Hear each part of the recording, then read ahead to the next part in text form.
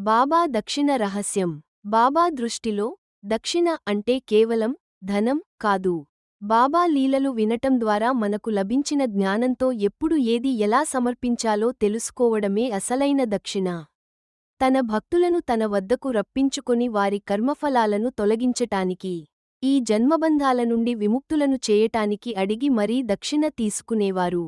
కొందరిని అరిషడ్వర్గాలనే 6 కాసులు దక్షిణగా ఇవ్వమని అడిగేవారు. బాబా తన భక్తులను వారి శ్రేయస్సు కోసం, త్యాగం విలువను బోధించటానికే దక్షిణ ఇవ్వమని చెపుతూ ఉండేవారు. భగవంతుడు ప్రసాదించినది కృతజ్ఞతతో తిరిగి ఆయనకే సమర్పిస్తున్నామని గుర్తించడమే దక్షిణలో ఉండవలసిన భావం. పత్రం, పుష్పం, ఫలం, తోయం, వీటిలో ఏదైనా సరే నాకు భక్తితో సమర్పిస్తే చాలు అని గీతావాక్యం.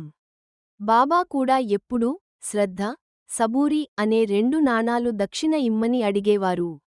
నా వద్ద డబ్బులేదు నేనేమివ్వగలను అన్న భక్తునితో అతను ఆ రోజు మరచిపోయిన విష్ణుసహస్రనామ పారాయణ భాగాన్ని గుర్తుచేస్తూ అది చదివి 15 సాష్టాంగ నమస్కారములు అనే 15 రూపాయలను సమర్పించమన్నారు.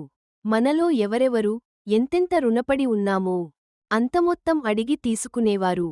ఆయన అడగకుండా ఎవరైనా దక్షిణ ఇచ్చినా తీసుకునేవారు కాదు. బాబా సమాధి చెందే సమయానికి నవవిధ భక్తుల సూచకంగా వారివద్ద మిగిలిన 9 నాణాలు లక్ష్మీబాయి షిండేకు ఇచ్చారు.